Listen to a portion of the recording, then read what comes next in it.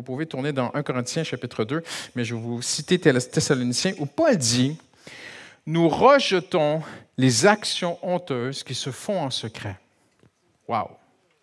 Nous ne nous conduisons pas avec ruse et nous ne falsifions pas la parole de Dieu.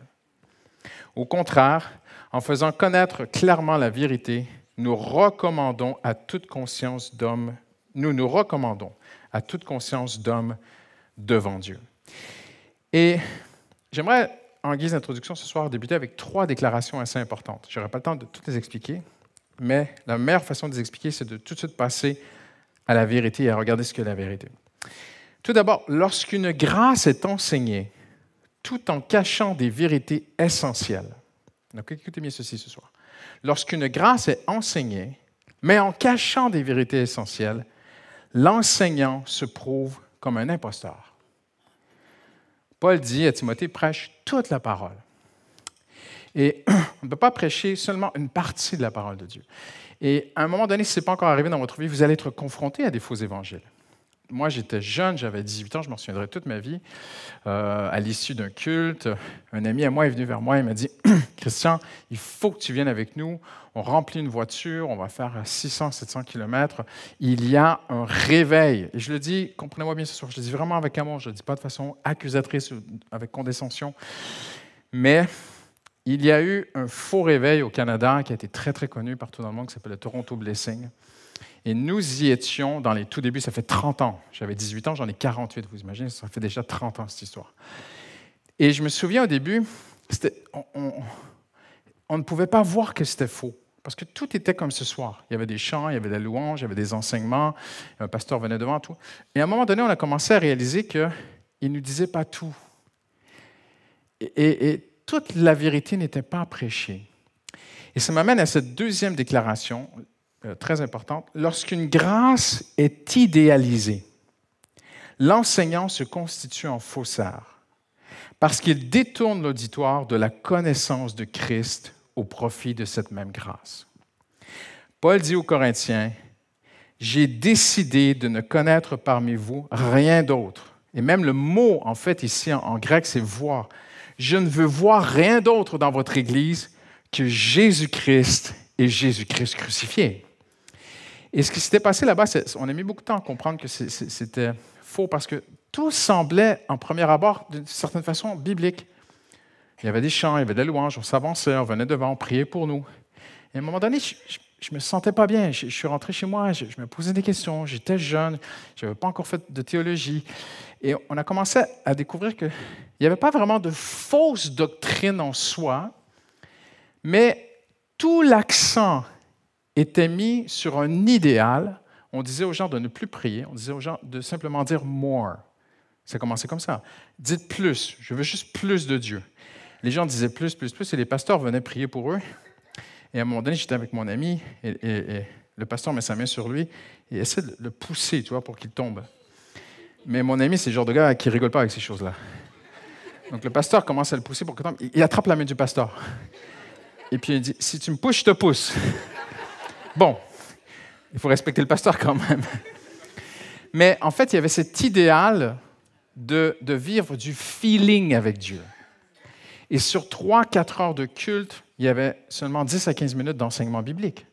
Et sur les 10 à 15 minutes d'enseignement biblique, il y avait à peu près 10 minutes où le pasteur parlait de ce qui se passait dans le réveil, voyez-vous? Et ça a amené, on l'a vu à travers les années, ça a amené, nous au Canada, ça fait beaucoup, beaucoup de mal. Mais au départ, il n'y avait pas vraiment de fausse doctrine enseignée. Ce qui était dangereux, c'est qu'ils avaient idéalisé une grâce, dire plus. Et ça a blessé tant de chrétiens dans les églises au Canada que pendant à peu près 10 à 15 ans, plus personne n'osait prier plus de Dieu. Si quelqu'un prenait le micro, « Seigneur, on a soif de plus de toi », il était tagué direct, « Toi, tu viens du faux réveil de Toronto, machin », voyez-vous. Et il y a eu des divisions d'église, il y a eu des dérives pas possibles. Et il y a des gens qui se sont éloignés de Dieu. Et tout a commencé avec un mouvement où il n'y avait pas vraiment de fausse doctrine, mais il y avait un idéal qui a pris le dessus sur Jésus-Christ. J'aimerais vous dire, notre idéal, c'est Jésus-Christ. Amen. Tu peux mettre n'importe quoi comme idéal. Ça peut être la prière. La prière peut prendre trop d'importance. L'étude biblique peut prendre trop d'importance. Les GDM peuvent prendre trop d'importance. La guérison, la louange, la musique. Tout peut devenir un idéal. Même l'Église peut devenir un idéal. Un pasteur peut prêcher plus l'Église que Jésus-Christ. On peut prêcher plus son Église que Jésus-Christ, voyez-vous? Et là, vous allez me dire, mais pasteur, c'est tellement subtil ce que tu dis, mais quel est notre espoir? C'est la parole de Dieu. Tout est écrit. On vient de le lire. Paul dit, j'ai décidé, et quand on étudie la vie de l'apôtre Paul, on découvre que déjà de son vivant, beaucoup de faux évangiles circulaient. Il y a des gens qui passaient derrière Paul. Il y a des gens qui se réjouissaient que Paul soit en prison. Ça leur laissait encore plus de place pour passer derrière lui. Voyez-vous? Il y avait déjà toutes sortes de dérives qui existaient au temps de l'apôtre Paul. Et Paul était contesté, parfois ouvertement. Il y avait d'autres épîtres qui circulaient, il y avait d'autres lettres. Mais Dieu a démontré qu'à travers 2000 ans, les autres lettres sont disparues. Hein? C'est ce que Paul a écrit qui est resté. Paul était vraiment inspiré. Et Paul le dira même, il dit « selon mon évangile ». Pourquoi est-ce qu'il ne dit pas « selon l'évangile », mais il dit « selon mon évangile » ? Parce qu'il était contesté, ouvertement, parfois même moqué. Voyez-vous? Et il a été prouvé par le Seigneur que le vrai évangile, c'est cette révélation de la grâce de Dieu. Même Paul dit, c'est la révélation du mystère de Christ que j'ai reçu. Il dit aux Éphésiens, vous lisez dans mes lettres la révélation du mystère de la grâce. Et c'est que Christ est le centre de l'Église. Je ne veux connaître parmi vous rien d'autre. Pourquoi est-ce qu'il dit je ne veux connaître parmi vous rien d'autre? C'est que probablement déjà à l'époque, dans certaines églises, on connaissait autre chose. Paul écrit à Rome, et déjà à Rome, il y a des églises racistes. Ça vous surprend ce soir? Il y a 2000 ans, les Juifs et les Romains n'allaient pas dans la même église. Les Romains ne voulaient pas être identifiés avec les Juifs, voyez-vous, qui étaient devenus chrétiens. Et donc, ces problèmes que nous connaissons aujourd'hui sont déjà au tout début de l'Église. Et Paul va établir le socle. La référence que l'on peut regarder, c'est Jésus-Christ. Il dit, je ne veux connaître parmi vous rien d'autre, et dites avec moi, rien d'autre que Jésus-Christ. Et Jésus-Christ crucifié, il dira. Amen. Parfois, ce n'est pas évident. Et on va regarder maintenant dans l'Ancien Testament. Mais parfois, tu te dis, mais Seigneur, je n'arrive pas à mettre le doigt dessus, mais il y a un truc qui me chicote. Je ne sais pas si ça vous est déjà arrivé. Et nous, ça nous est arrivé parfois, mon épouse et moi, dans les voyages et dans ce qu'on a vu. Tu n'arrives pas à mettre le doigt sur le truc, mais ça ne sonne pas bien ton oreille. Et en 2013, il y a un pasteur qui est venu en France, qu'on apprécie beaucoup, Jim Cymbala, il était venu faire une conférence de pasteur sur Pontoise qu'on avait organisée, Justine et moi. Et lors de cette dernière session, il a parlé d'une vieille expression des anciens, des papis-mamies aux États-Unis, à Brooklyn, qui parlait de ce qu'on appelle le silver dollar, le dollar d'argent. Parce qu'une des premières pièces qui a été frappée aux États-Unis en 1794, c'était le dollar était frappé sur une pièce d'argent. Mais ils ont vite réalisé que ça coûtait très cher au Trésor américain que tous les dollars soient en argent. Donc, ils ont basculé en nickel. Mais il restait et il circulait aux États-Unis encore des anciens dollars d'argent. Maintenant, vous avez compris qu'un dollar en argent, donc, valait beaucoup plus qu'un dollar en nickel. Donc, te retrouver avec un dollar d'argent au fond de ta poche, ça valait plus qu'un dollar. Mais les gens ne savaient pas comment identifier la différence entre le faux et le vrai, entre le dollar de nickel qui valait qu'un dollar et le dollar d'argent qui valait beaucoup plus. Et les anciens disaient, le dollar en argent a un son quand tu le laisses tomber par terre. Il y a un son qui est différent. Et les anciens prenaient, ils pouvaient s'asseoir sur une terrasse, disons peut-être comme à Paris, et un jeune venait et disait, papy, c'est lequel le vrai? Puis il disait, passe-moi les $2. Puis il laissait tomber le premier, il laissait tomber le deuxième, puis il disait, c'est lui le vrai. Comment? Le son. Je connais le son du vrai dollar d'argent parce que je suis de cette génération-là, moi. Il y a une seule façon de connaître le vrai du faux. Il faut que tu sois dans la parole de Dieu. Il faut que tu sois dans la parole de Dieu et tu vas le savoir. Ça va sonner à ton oreille. Tu vas dire, et il faut aussi une sagesse. Il faut de la retenue, il faut te poser, il faut prendre le temps. Mais pourquoi je dis cela ce soir? Parce que Paul dit de juger de toutes choses. Donc maintenant, il n'est pas question ici dans les textes de Paul d'un jugement condescendant et condamnatoire envers quelqu'un, condamnateur envers quelqu'un, mais de juger pour soi-même, pour ton bien-être personnel, pour te protéger toi-même. Donc ce qu'on veut faire à travers cette série, c'est de regarder le vrai prophète, amen, dans la parole de Dieu. Donc on continue, on va regarder quelques caractéristiques ce soir. Si vous me permettez, je vais vraiment passer à cette lecture. Donc le vrai prophète était un messager du Dieu qui était prêt et qui était sensible. Cicéron, un écrivain de l'Empire romain, a dit ceci: « Les dieux s'attardent aux grands sujets et négligent les petits. » Aristote voyait les dieux comme distants, insouciants du bien et du mal, ne se préoccupant que de ce qui les concernait. Mais il y a quelque chose de différent avec le Dieu d'Israël. Parce que les dieux autour d'Israël étaient connus pour être des dieux qui ne se souciaient pas des petits, des indigents, des pauvres, très très peu. Mais les prophètes d'Israël sont uniques sur tout le Proche et Moyen-Orient. Pour eux, Dieu n'est pas en train de contempler des idées éternelles comme les dieux grecs, mais il est profondément affecté par le malheur de la veuve et de l'orphelin. Pour le prophète d'Israël, Dieu n'est pas loin, il est là. Dieu n'est pas une idole assoiffée d'offrandes pour accorder une victoire militaire.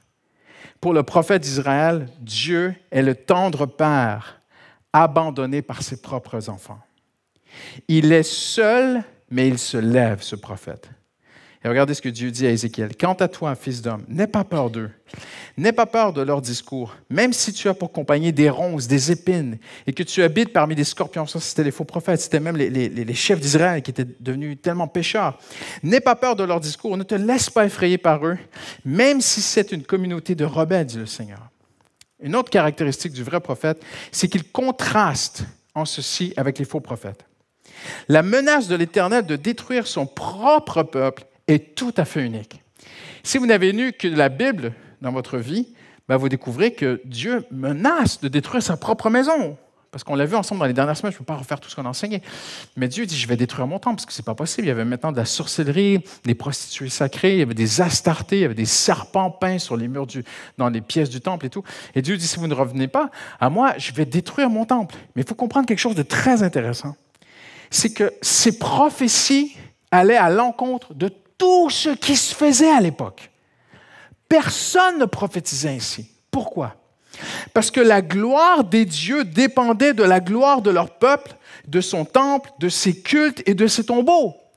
Si un dieu détruisait sa maison, en fait, il se détruisait lui-même. C'est une sorte de suicide. Détruire son propre peuple serait le suicide de l'idole. L'attachement du peuple au temple de Jérusalem est une fraude et une illusion pour Jérémie. Dieu dit vraiment qu'il est prêt à tout détruire s'ils ne reviennent pas à lui. De grands orateurs défièrent la corruption des autorités de Rome, mais jamais personne n'alla aussi loin que les prophètes d'Israël, pointant le péché de toute la nation. Et ils diront, tous sont coupables. Ésaïe chapitre 1. Ciel écoute, terre prête l'oreille. En effet, l'Éternel parle, j'ai nourri et élevé des enfants, mais ils se sont révoltés contre moi. Le bœuf connaît son propriétaire, l'âne la mangeoire de son maître, mais Israël ne me connaît pas. Mon peuple est sans intelligence. Les siècles sont passés, mon peuple ne me connaît plus. À quoi bon vous frapper encore? On l'a vu ensemble la dernière fois. La punition ne marchera pas, c'est vraiment le retour à Dieu, la manifestation de Dieu qui va marcher. Il dit, vous publiez vos révoltes. Le vrai prophète est littéralement un porte-parole de Dieu. Il est le porte-parole, il est la bouche même du Créateur et les paroles annoncées s'accompliront. Tu iras trouver tous ceux vers qui je t'enverrai et tu diras tout ce que je t'ordonnerai. Puis l'Éternel a tendu la main et il a touché ma bouche, Jérémie. J'ai mis mes paroles dans ta bouche. Vois, aujourd'hui, je te confie une responsabilité envers les nations, les royaumes, celle d'arracher, de démolir, de faire disparaître, de détruire, de construire et de planter. Littéralement, le prophète est comme la bouche de Dieu. Il n'a pas le cœur froid, il a le cœur chaud. Les faux prophètes ont le cœur froid, le prophète, lui, brûle à l'intérieur. Ainsi se présenta Élie à Dieu au jour même de son découragement. Élie était découragé, mais encore son cœur brûlait parce qu'il dit littéralement au Seigneur, il dit « Je brûle pour l'Éternel. » Impressionnant. Les faux sont condamnés pour avoir traité seulement en surface, alors que le prophète est impliqué de cœur. Il pense à la légère la plaie de la fille de mon peuple. Paix, paix, disent-ils, il n'y a point de paix. La pureté morale est très importante pour le vrai prophète. Le prophète biblique est l'antithèse des prophètes païens. Le mot orgie, bien avant d'être associé au culte de Dionysos, fut directement lié au culte des Baals. C'est impressionnant. On retrouve jusque dans l'Antiquité égyptienne des fêtes religieuses qui sont des cérémonies où les adeptes s'adonnent à des relations sexuelles en groupe, à l'ivresse du vin, en pleine nature, pour entrer en contact avec les forces du cosmos, donc avec des démons, avec des esprits. Le faux prophète est libertin. Il est connu pour être sensuel, mais le vrai prophète, on pourrait dire qu'il est puritain. Son cœur est à la pureté morale. Le faux prophète permet, le vrai prophète avertit. Le prophète de Baal invite à la débauche, mais la droiture morale est sur les lèvres du serviteur de Dieu. Les autres prophétisent pour attirer le peuple, lui est à Dieu, même à contre-courant. Les faux prophètes enchaînent les annonces de réussite et succès au combat. Le prophète de l'Éternel appelle les dirigeants à la repentance. Le peuple paye les faux prophètes pour recevoir des paroles de prospérité. Le serviteur de Dieu frappe à la porte du cœur. Le peuple court en foule pour écouter les paroles flatteuses des faux. Le vrai, lui, se rend au palais, à la porte de la ville. Il toque, il est seul contre tous, mais il appelle au retour à Dieu. Le prophète est réaliste. Les faux prophètes tombent en transe, se roulent par terre, écument, perdent le contrôle d'eux-mêmes. Vous ne verrez pas ça dans les prophètes de la Bible. Le prophète de Dieu peut écouter, parler avec Dieu, répondre avec Dieu. Et pendant que Dieu dit à Jérémie, écris ce que je te dis, Jérémie peut même répondre à Dieu. Il peut devenir intercesseur et se tenir devant Dieu, intercéder pour le peuple, alors que Dieu se manifeste à lui et lui parle. Certains, comme Daniel et Ézéchiel, oui, furent jetés au sol sous la puissante révélation céleste. Mais Dieu les releva et voulut toujours parler à un homme dans son bon sens. À l'époque d'Athènes, on allait, c'était très connu, il y avait une prophétesse sacrée et même les grands généraux de Grecs allaient la voir, la consulter, il y avait une flamme sacrée, elle entrait en transe, elle se roulait par terre, elle changeait de voix, elle prenait la voix d'un homme, c'est un démon qui parlait à travers elle, et les généraux recevaient des conseils pour aller à la guerre. Les faux prophètes étaient connus pour avoir ces transes, perdre le contrôle d'eux-mêmes. J'aimerais vous dire, Dieu n'agit pas ainsi, même pas aujourd'hui. Au contraire, le fruit de l'esprit, c'est la maîtrise de soi. Dieu peut te parler et tu peux garder contrôle de ton esprit. Il n'y a pas de transe. Je ne crois pas à ces choses-là. Mais on voit des hommes qui ont été puissamment touchés. Moi, j'ai eu des moments dans ma vie, j'étais puissamment visité par le Saint-Esprit. Je ne pouvais plus me relever. Le Seigneur, j'étais cloué au sol. J'ai connu des moments très forts dans ma vie. Mais ce qu'on remarque, c'est que quand Dieu veut te parler, il veut ton attention. Et quand Dieu parlait aux prophètes et à travers les prophètes, on n'est pas du tout dans un truc de transe. Non, pas du tout. Les faux prophètes auront une fin, Éphienne. Comment pouvez-vous dire nous sommes sages? La loi de l'Éternel est avec nous. Comment pouvez-vous dire cela? C'est bien en vain que s'est mise à l'œuvre la plume mensongère des scribes, Jérémie dit. Les sages sont confondus. Ils sont consternés, ils sont pris. Voici, ils ont méprisé la parole de l'Éternel, et quelle sagesse ont-ils? C'est pourquoi je donnerai leurs femmes à d'autres. C'est impressionnant le jugement qui va arriver sur ces gens. Et leurs champs à ceux qui les déposséderont, car depuis le plus petit jusqu'au grand, tous sont avides de gain. Il y a quelque chose qui est à noter ici, c'est que Dieu reproche aux faux prophètes l'amour de l'argent. Depuis le prophète jusqu'au sacrificateur, tous usent de tromperie. Jérémie 8, 8 à 10. Dieu est lui-même avec ses prophètes. Jérémie 1, 8. « Je suis avec toi pour te délivrer, dit l'Éternel. » Il s'associe complètement à ses serviteurs au point d'annoncer « Je les frapperai par les prophètes. » C'est impressionnant ce que Dieu dit. « Je les tuerai par la bouche, par les paroles de ma bouche, et mes jugements éclateront comme la lumière. Je les frapperai par les prophètes. » C'est écrit dans Osée. Maintenant, les prophètes sont quand même avant tout des hommes qui ont un fardeau, qui ont un cœur chargé. Il nous est impossible de saisir la grandeur de ce dont les prophètes étaient conscients. Zacharie introduit son message au chapitre 9 par le terme « Massa », qui signifie une charge, un fardeau, plutôt qu'un oracle ou simplement un message. Près de 12 fois, Ésaïe s'introduit en disant qu'il est chargé, massa. Dieu lui a parlé, il est maintenant chargé, il a le fardeau de la parole de Dieu. En Jérémie 23, les faux prophètes ont eux-mêmes ce risque à utiliser cette expression. Ils se sont eux-mêmes risqués à utiliser cette expression, mais ils vont payer de leur propre vie. Dieu leur dit, parce que vous avez dit, fardeau de l'Éternel, Dieu dit, je vous détruirai, parce que c'est extrêmement sacré de dire que Dieu m'a parlé et que j'ai un fardeau de Dieu. C'était très, très, très grave. Ézéchiel, Osée, Nahum, Habakkuk, Zacharie, Malachie ont tous utilisé ce terme de dire que Dieu avait déposé un fardeau, une charge sur leur cœur. J'aimerais vous dire ceci ce soir. Tout ce que je viens de vous dire, ça tient pour aujourd'hui. On est appelé, vous êtes appelé, pas à aller voir ton patron demain et puis à prophétiser qu'il va mourir. On ne parle pas de ça ce soir. Mais être, comme on a vu, ces messagers, ces ambassadeurs, et ceux qui enseignent la parole, ils sont d'accord avec moi, il y a un fardeau sur notre cœur. Quand on se met ici, qu'on ouvre la Bible, il y a une charge. On sait qu'il y a une responsabilité, nous savons qu'il y a un poids. Mais Jésus, c'est extraordinaire, c'est pour cela que j'aime tellement prêcher. C'est Jésus a dit, mon fardeau, il est doux et léger. Ce n'est pas le stress de performance, c'est le fardeau du cœur de Dieu qui est sur nous. Je me souviens quand tu avais prêché « Protège ta famille », on sentait qu'il y avait une charge sur ton cœur. Et ça, c'est vraiment une parole de Dieu. Le prophète, il est saisi. Et regardez ce qu'un théologien dit.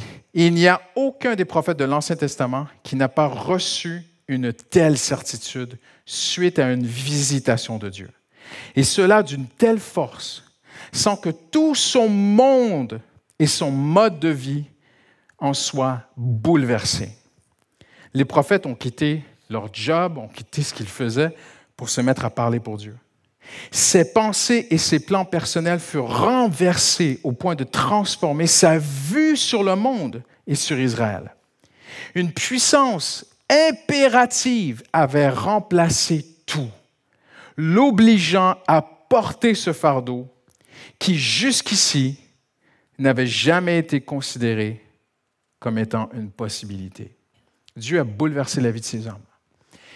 N'est-ce pas ce que tu as vécu en Jésus-Christ? On vivait sans Dieu. Nul ne cherche Dieu. On ne pensait pas à Dieu. Et le Seigneur est venu, nous a touchés, nous a visités. Il y a une sœur ce soir, elle est ici, je ne veux pas la gêner, mais elle est par là. Et elle est passée par les eaux du baptême l'an dernier et elle m'a raconté son témoignage pas plus tard qu'hier. Et j'ai trouvé ça tellement beau. Elle a grandi dans un milieu religieux différent, voyez-vous. Et un jour, elle est arrivée au travail, elle parlait avec une collègue, et elle a dit qu'elle croyait en Dieu, et sa collègue lui a dit « Les vrais chrétiens ont d'abord et avant tout une Bible et ils la lisent. » Ça l'a un peu choquée. Alors, elle est allée s'acheter une Bible. Et elle a commencé à lire la Bible. Et en lisant la Bible, elle a trouvé qu'elle était dans l'erreur. Et dans la parole de Dieu, elle a rencontré Jésus-Christ. Et quel témoignage! Je pense que tu en as parlé tout à l'heure, non?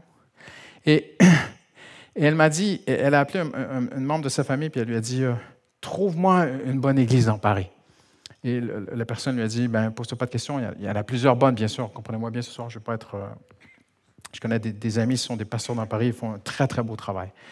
Mais son ami lui a dit « Il faut que tu ailles à l'église Paris Métropole. » La veille, elle a rêvé et elle a vu le logo EPM. Et lorsqu'elle est rentrée dans la salle, elle a vu EPM là. Elle a dit « Mais c'est ce que j'ai rêvé hier. » Et puis on l'a baptisé en 2021. Comme les prophètes, un enfant de Dieu, c'est quelqu'un qui a été rencontré par Dieu. Amen.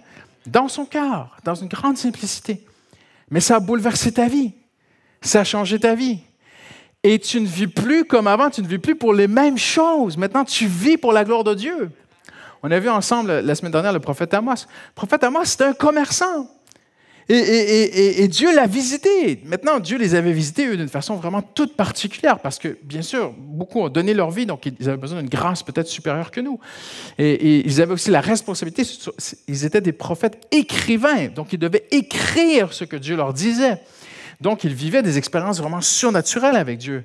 Mais le prophète Amos À la base, il se dit berger, et on l'a vu ensemble, même le terme du village où il habitait, c'était très connu pour le commerce des arbres et du bois. C'était un temps aussi de grande prospérité financière. C'est un homme qui a peut-être perdu dans son business, il a peut-être perdu de l'argent pour servir le Seigneur.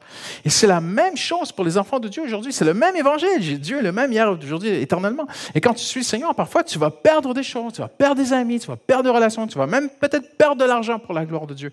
Mais Dieu aura le dernier mot. Amen. Le prophète, il est aussi béni. Peu importe si la mission conférée est le seul jugement ou l'encouragement, le prophète jouit de la présence de Dieu. Et lorsqu'on étudie la vie des prophètes, on découvre une grâce incroyable qui était sur eux. C'était très, très dur pour Jérémie de vivre les dernières heures de Jérusalem, d'être là parmi la peste, parmi la famine. Je ne vais pas vous choquer ce soir, mais c'est la vérité. Des mères qui mangeaient leurs enfants. Et Jérémie a vécu dans ces dernières heures le siège de Jérusalem. Il a été faussement accusé, on l'a jeté au fond d'une citerne et tout. Mais quand tu étudies la vie de Jérémie, la grâce de Dieu était sur lui. La présence du Créateur était au plus près de lui pour le soutenir. Donc, c'était des hommes qui étaient bénis. Regardez ce que Jérémie lui-même dira. « J'ai recueilli tes paroles. » Jérémie était jeune en passant, il était très jeune quand Dieu l'a visité. Et dans un moment de découragement, parce qu'il n'en peut plus, son ministère a duré un peu plus de 30 ans, Jérémie.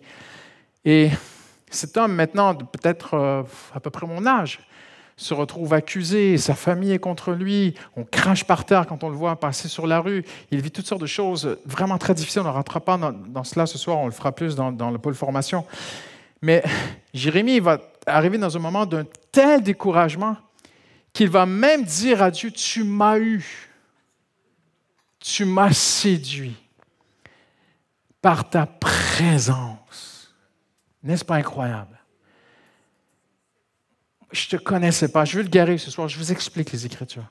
Mais Jérémie dit à Dieu, je ne te connaissais pas. J'étais un jeune, je faisais partie d'une famille de prêtres, de lévites et tout ça. Et je ne connaissais pas la gloire de Dieu. Et tu es venu, tu t'es manifesté à moi. Tu m'es apparu. Et tu m'as parlé. Et comme Pierre a dit, tu as les paroles de la vie éternelle. La présence de Dieu, la manifestation de Dieu à Jérémie devait être d'une telle gloire que des années plus tard, Jérémie le reproche à Dieu. Il dit, tu m'as séduit. Je ne savais pas que je finirais dans un trou en te servant. Je ne savais pas que tous seraient contre moi. Je ne savais pas que ma propre famille et des proches, et même que j'entendrais des gens qui sont en train de préparer mon assassination. Et Jérémie dit ceci, mais j'ai recueilli tes paroles, je les ai dévorées. Ça vous fait penser à votre vie, ça? Ah, vous ne m'avez pas répondu, ça m'inquiète.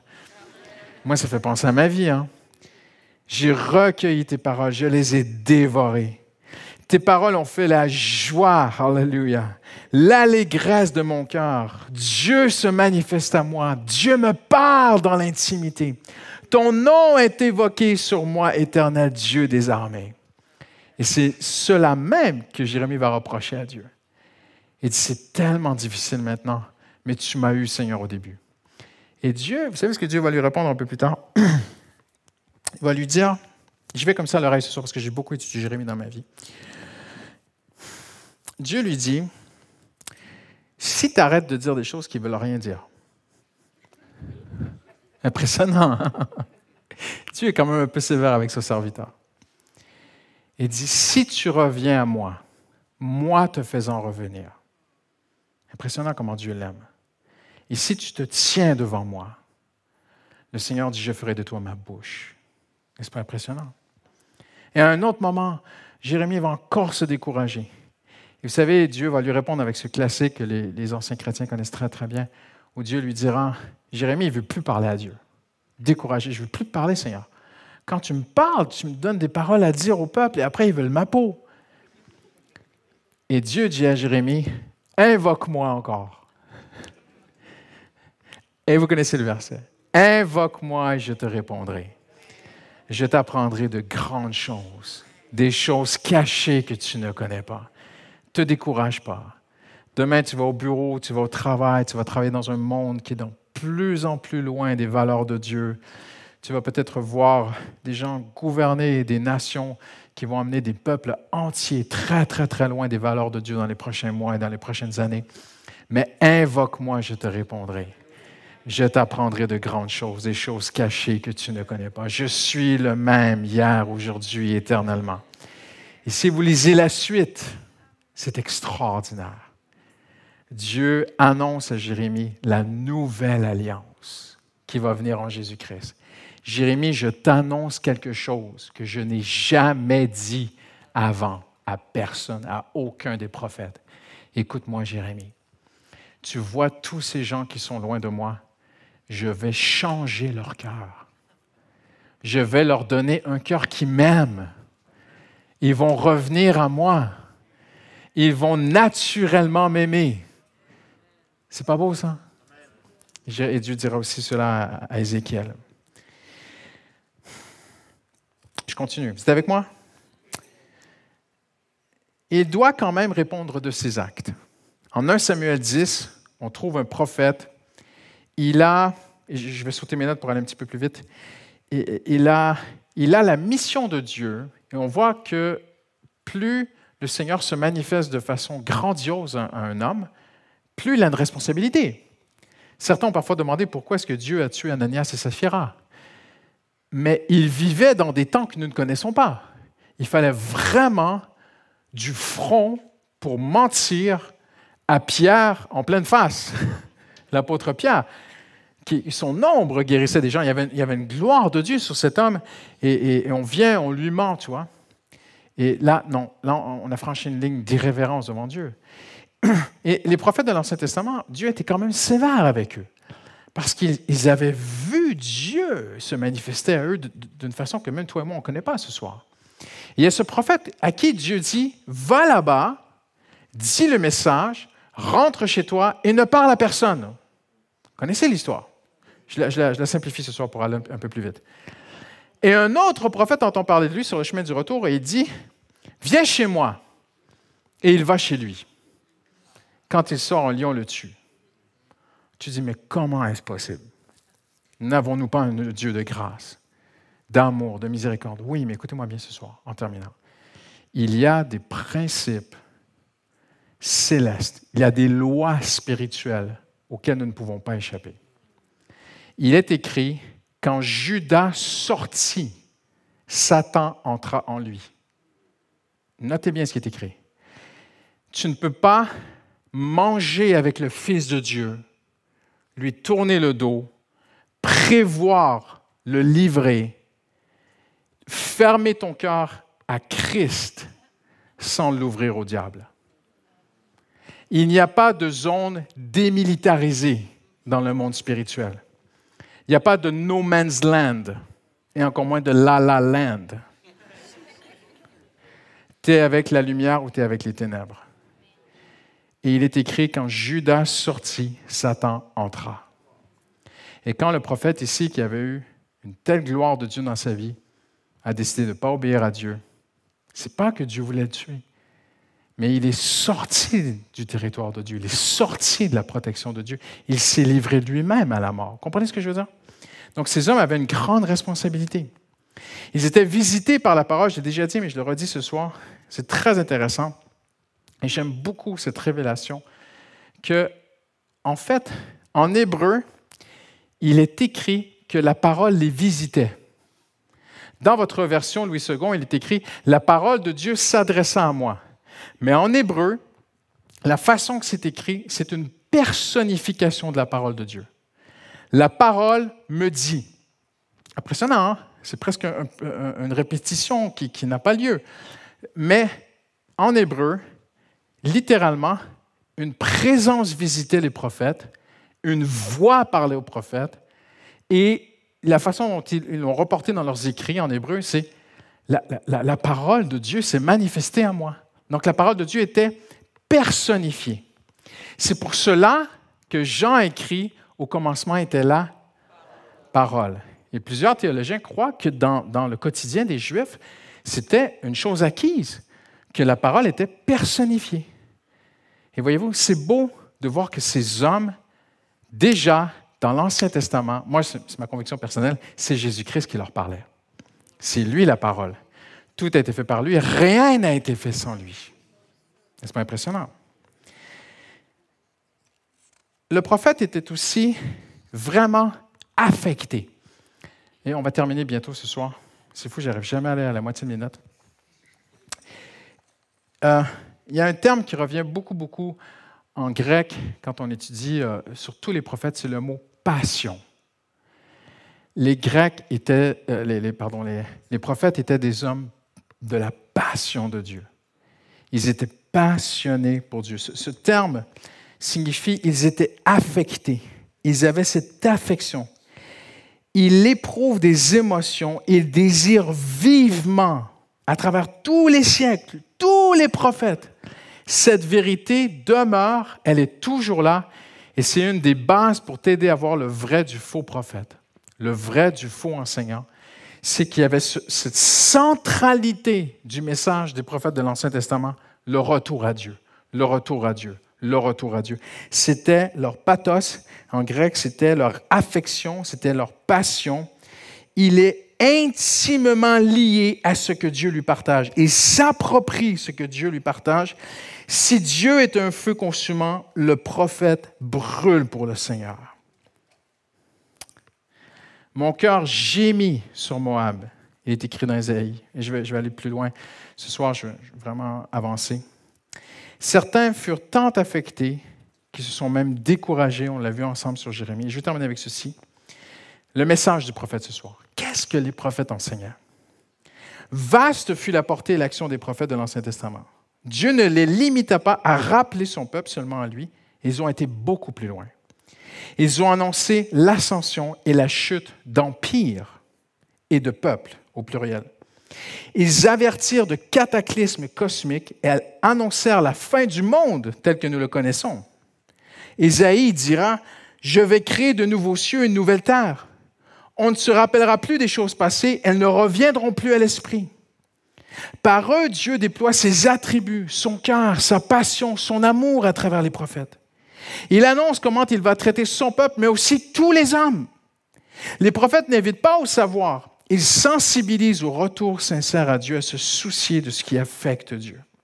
Ils sont indignés devant l'injustice. L'heure est grave, Dieu aime son peuple, mais il est tout à la fois le juge de toute la terre. Il ne peut pas laisser passer la violence, le crime, l'injustice sans intervenir. L'œil du prophète est fixé sur la scène contemporaine, la société et sa conduite. Il ne philosophe pas, il pointe, il avertit, il met en lumière, il expose. Dieu a ouvert son oreille, il est une personne frappée par la gloire de Dieu, la sainteté et la présence de Dieu. Sa volonté est sous la maîtrise de la main de Dieu, il appartient à Dieu, ses pensées sont saturées par la relation entre Dieu et son peuple. La sorte de crime et les événements en amont de la délinquance qui indignent les prophètes d'Israël ne relèvent pas de l'irrationnel. Ils sont horrifiés que la norme morale ait été touchée dans la société. S'il y avait des prophètes aujourd'hui, ils crieraient très haut et très fort dans les rues de Paris. Ils crient au nom de la justice et des ingrédients basiques d'une société paisible et équilibrée. Là où nous voyons un épisode malheureux, eux voient un coup mortel pour la nation. Là où le roi a pris seulement une décision ou une petite fraude banale d'un commerçant, eux voient des répercussions désastreuses. Je vais sauter mes notes, je vais aller plus loin. Le plus ancien combat connu dans la Bible, on va terminer avec ceci, est celui de Dieu contre les Baals. Le mot Baal est la plus vieille divinité répandue sur tout le Proche et le Moyen-Orient. On retrouve même dans le nom du célèbre général carthaginois que vous connaissez, vous avez peut-être entendu même des films ont été faits là-dessus, Hannibal, le fameux Phénicien qui a attaqué Rome. Son nom signifie Anni-Baal. C'est une théophore qui signifie qui a la faveur du Baal. Baal, c'est la plus vieille divinité connue. Et depuis le début des temps dans la Bible, il y a ce combat entre Dieu et le Baal. Dans le livre des Juges, on le voit, le peuple se détourna du Seigneur et adora les Baals et les Astartés. Au cours des siècles, ces fêtes de débauche vont être sacralisées, ce qui est assez simple. Remarquez les similitudes entre notre société aujourd'hui et à l'époque. Ce qui était mal devient bien. Les fêtes de débauche deviennent sacrées et obtiennent le plus haut respect de la communauté. Chacun doit faire selon ce qui convient. Et même, on a cette crainte d'une poignée de personnes. Dénoncer ces horreurs était synonyme de s'en prendre aux dieux. Il ne faut pas toucher à ces choses. C'est les dieux qui ont demandé cela. Voyez-vous? Alors les chefs obtinrent le titre de prêtre, de médiateur auprès du divin. À ce culte est associée la prêtrise. On va élever des sanctuaires sur toutes les collines d'Israël. On va les appeler des hauts lieux. Les Baals veulent être sur les hauteurs. On l'a vu ensemble la dernière fois, je ne vais pas revenir là-dessus. À l'intérieur de leur temple se trouvent des icônes de statues de Baal. À l'extérieur, des colonnes de pierre. Pas rentrer dans tous les détails de cela ce soir. Des poteaux sacrés. Tu vois ça dans la Bible quand ça parle de Ishtar. Okay? Et des autels à encens. Et constamment, tout le long du jour, toute la semaine, un culte était associé. Même, on se disait entrer en unité avec des esprits, avec des corps célestes, avec le soleil, avec les étoiles. Les Baals ne se contentent pas de leur temple sacré, des rituels de débauche doivent aussi prendre place en plein air. Ils ne veulent pas rester dans les temples, ils veulent que ça se fasse dehors, en plein jour. Le jour comme la nuit, aux yeux des passants, des enfants, la sensualité est là. Ça faut penser aujourd'hui? Partout aujourd'hui. Internet, télé, radio, dans le métro, partout, les affiches. Laissez-nous, avec une violence, montrer la sensualité qu'on veut. C'est le retour des Baals. Ils ont construit des hauts lieux en l'honneur de Baal pour brûler leurs enfants en holocauste à Baal. Cela, je ne l'avais pas ordonné, je ne l'avais pas prescrit. Cela ne m'était même pas venu à la pensée. C'est impressionnant qu'au final, la sensualité va même conduire les gens à faire des sacrifices d'enfants. On va terminer bientôt là-dessus. Nous avons déjà sacrifié toute une génération d'enfants à cette sensualité, des vies complètement brisées. Le Figaro, j'ai déjà dit, a fait un article il y a peut-être 3-4 ans de businessmen à la défense qui témoignaient être si pris par la pornographie qu'ils n'arrivaient même plus à travailler, n'arrivaient plus à se concentrer. Parce qu'on a voulu banaliser et laisser aller cette sensualité partout. C'est impressionnant. Hein? Donc, on va arrêter ici ce soir. Je vais dire, pasteur, tu nous laisses sur une mauvaise note. Mais n'oubliez pas qu'à travers toutes ces choses, on va se lever en terminant, si vous le voulez bien, tous ensemble. Le Seigneur a dit qu'il allait ériger une Église glorieuse. Amen. Pure, sans tache, ni ride, ni rien de semblable.